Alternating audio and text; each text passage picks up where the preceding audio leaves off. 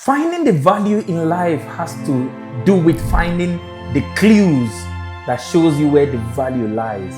As my mentor Jim Rohn will say, success leaves clues. To find out how to not only find out these clues, but to create these clues for your life so that you always have an inevitability of success. Make sure you watch this video to the end and I'll show you the clues on how to find the value in your life. It's my Ace China. I'm an expert global business solutions expert and your real estate success strategist known as the mayor of House Business Channel, where I discuss only business and you can do business directly with me, called My Ace TV, and you can check it out right here. This channel is my personal contribution channel where I'll be giving you exceptional values on business, personal finance, personal development, and life success. And I'll be doing that with a lot of fun because my one word is fun. And I always seek, teach, inspire, create, collaborate. You can just call me the contributor. Join the exceptional 5% that will watch this video to the end because you're very special people and you're rare. Welcome on board. Let's learn to grow rich together. Welcome to my daily insights into my daily quotes with my Ace, where I give you a longer, deeper insight into my daily quotes for deeper secrets for your accelerated results. And today's quote says, the greatest test and trust on earth is money. What you do after you get money tells us everything about you. One of the ways to test or trust anyone is money. And what you do to make a dime is not important. What is important is what you do after you make a dime. So what you do before making money does not tell us much about you. What tells us everything about you is what you do after you make money. So money tells us more about you than any other thing. And there are 6 things you can do with money and 6 things it tells us about you that we can learn about you that will show your character or lack of it thereof just from how you handle money. And the first instinct everybody gets from getting money that shows us who you are is to spend it all. Yes, when you make money and you spend it all, it only shows us that you are foolish, because the good book says in Proverbs that there is oil to be desired in the hearts of the righteous, but the foolish spendeth it all. So when you spend everything, it shows us that you're a foolish person, because money is not meant to be spent all. There's a part of money that is not meant to be spent. Just like seed that is seed is the same seed that is food. So all your seed are not meant to be consumed as food. It's only a foolish farmer that will harvest and eat all his harvest without reserving seed for the next planting season. So if you eat all your money, it shows us that you are very foolish. So if you spend all your money, it shows us that you are very foolish. The second thing most people do, especially our corrupt leaders and politicians, is to loot it and oppress with it. When you loot, steal, defraud money or oppress others with money, it shows us something about you. It shows us that you're a thief, a greedy oppressor. So it just shows you a thieving, greedy oppressor. When there's no money, a thieving, greedy oppressor can be loyal, humble, and simple. When he gets money, he begins to loot it and oppress with it because he has been a thieving, greedy oppressor all the while, but we couldn't know that because he didn't have the opportunity for money. Now that he has seen the opportunity to loot it, to steal it, and to oppress with it, he begins to show us that he's a thieving, greedy oppressor. So if you're a thieving, greedy oppressor, when you get money, you loot it, you steal it, you defraud it, and you oppress others with it. The third thing that money shows us about you that most people even think I'll make the mistake to think it's a virtue is actually pathetic because it's not a virtue, and that is if you hoard money. Most people hoard money with the term saving money, but they are just hoarding money. And when you hoard money, it simply shows us that you're a coward. Why?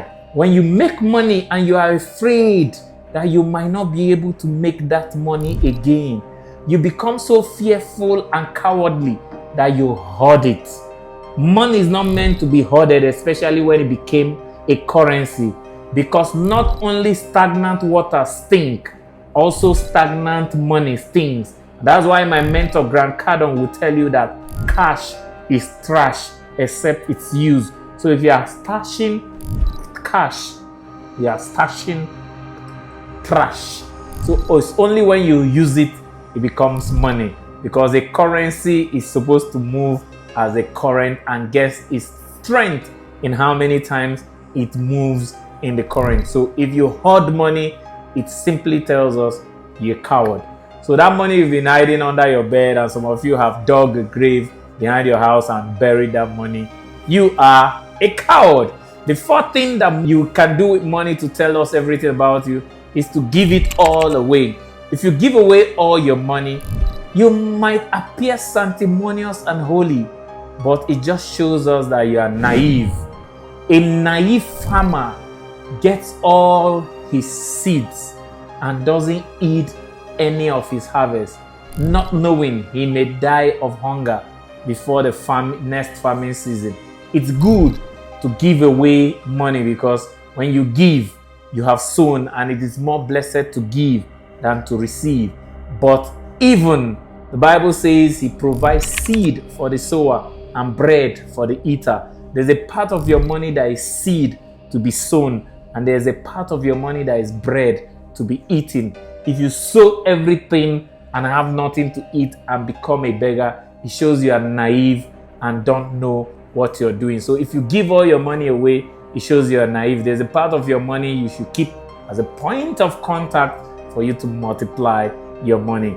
The fifth and the sixth things you do with money will tell us whether you have character or not, because these are the real game changers that reveals that you are good with money or not. And one of them is so acceptable that it's become a global modern cankerworm, leading to what they call the rat race. And that is, if you keep working non-stop for money, number 5, it shows us that you are a slave to money. The most terrible thing you can be to money is a slave to money. And those that are slaves to money, guess what? The more money they get, the more enslaved they become. How pathetic it is to see a billionaire still working and slaving for money, not having time for his health, not having time for his family, not having time for his mind and education, not having time for relationship building, not having time for recreation, not having time for social life, because he's giving all his time to the money he has that has held him with the chains of bondage, that is a slave to money. It's amazing in the corporate system where the 9-to-5 chain have chained a lot of people into the never-ending grind and continuous grinding called the rat race, where you are working for money every day, and the more you are promoted and the more money you pay, the more hours you put in your work. The most pathetic is small businesses that have built a prison of a business, that the more they succeed in their business, the more the business sucks them in as a slave, and the more they work and even almost break down because they are trying to meet many demands of the business. And that's why many small businesses fail all over the world. That's why 90% of small businesses fail between the first 5 years, and of the 90% remaining, 80% of them still fail the second 5 years. Why? The one thing that small businesses pray for is the one thing that kills them when it is answered without their learning, once they are slaves to money. What's that one thing? Every small business prays for more customers. But if you don't build a system in your business System simply means save yourself time, energy, and money. If you don't build a system that can accommodate more customers, the more customers you get, the harder you work to satisfy the customers, and the more hours you put, the more irritable you become and stressed you become, and the less effective you become in serving those customers, and the more annoying you become in annoying those customers, and when they leave, your business collapses. So before praying for more customers, ensure in your business you are not a slave for money, because the fifth thing that shows us how slavish and weak you are, or very powerful you are in serving money, because you can be a strong slave that is addicted to slavery, and that's the worst kind of slave. A capable, strong, well-talented, skilled, passionate slave is still a slave. When all you can do with money is to keep working non-stop and working harder and harder for more and more money, you are a slave for money. And if you're a Christian, the good book says you cannot serve God and serve money. So choose you this day whom you will serve. And many people that claim to be serving God are actually serving money, because they are slaves to money. But the sixth thing you will do with money that will show us that you are very good with money is to be a master of money by appropriately appropriating money. When you appropriately appropriate money, you show us that you are a master of money. When you are a master of money, you are liberated by the thing called appropriation or budgeting. Most people think that budgeting is a limitation on your money. Budgeting actually frees you from your money and frees you with your money. It's not a limitation, but a freedom with your money. And there are 6 things you will do with your money to show that you have mastered money. The first thing you will do with money to show that you have mastered money is you must pay yourself first. 10 to 50% of all you earn is meant to be invested into your future, never to be spent. 10 to 50%. So if you don't pay yourself first, you have not mastered money. The second thing you do to show that you have mastered money is to pay God. If you're a Christian, they call it the tithe. There's a percentage of your money, 10% you're supposed to pay to God. If you're a Muslim, I don't know what you guys call it. I think it's sadaqah or whatever. There's a percentage you should give to God. If you don't believe in God, give it to whatever you believe. If you believe in the moon, there's a percentage of your money you should give to the moon. The third thing you need to do with your money is to pay the government. As a responsible citizen, you have to pay your taxes and ensure the government gets their own share of the money to avoid going to jail for tax evasion. And you have to pay the government. The fourth thing you have to do with your money is to pay the poor. At least 5% of your money should be going to helping the less privileged or for a cause you believe. And that's why the wealthiest of the wealthiest in the world have foundations where they sponsor good causes and sponsor poor people. The fifth thing you need to do with your money is to save for emergency.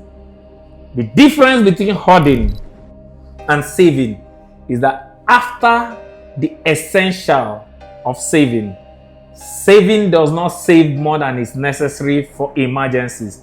And the world over, it has been found that 6 months living expenses is the highest you should save in your emergency fund. So if it takes you 1 million naira to survive a month, once you have 6 million naira in your savings account, your savings should end. The rest should go towards paying yourself or your investment account. And the last thing you do with money after you have paid yourself, after you've paid God, after you've paid the government, after you've paid the poor, and after you've saved for your emergency, is to spend it with joy. The difference between fools and masters is that fools spend money with carefreeness.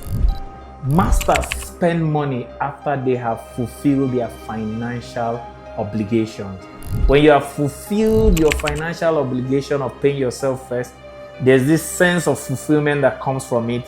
When you fulfill the obligation of paying God, there's this sense of fulfillment that comes with it. When you fulfill the obligation of paying the government and paying taxes, there's a fulfillment that comes with it. When you fulfill the obligation to the poor, there's a fulfillment that comes with it. And when you fulfill the security of securing 6 months of your living expenses in your savings account, there's one certainty and fulfillment that comes with it. When you are now spending, you are spending with wisdom and delight. But the first people that spend it all spend with foolishness and misdirection. You spend with wisdom and direction. And that shows us everything about you. So if you want to learn about people, give them money and they will show you who they are. If they are foolish people, number one, they will spend it all. If they are thieving, greedy oppressors, they will loot it and even want to oppress you with that money. If they are cowards, they will hoard the money and never let go. And if they are naive, they will give out the money or allow fraudster to get all of it. If they are slaves to that money, they will keep working for that money non-stop and become chained to the money and working for it non-stop. But if they are masters of money, they will appropriately appropriate it into paying themselves, paying God, paying the government, paying the poor, and saving for their emergency, then spending the rest. So these 6 reactions to money actually shows us who you are, because your character is your true self, and your true self is your reactions. And how you react after you get money tells us everything about you. Remember, our quote for the day says, the greatest test and trust on earth is money. What you do after you get money tells us everything about you. So tell us in the comments below, which of these 6 reactions has been your reaction before watching this video, and what are you going to do about it?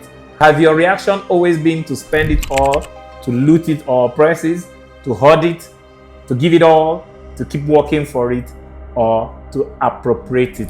And if you want to see a video that will teach you what you are giving up when you decide to get something with your money, click on the video above and I'll see you on the other side. Hey, Lele Pinky, it's super duper amazing that you found my content valuable enough for you to watch till the end.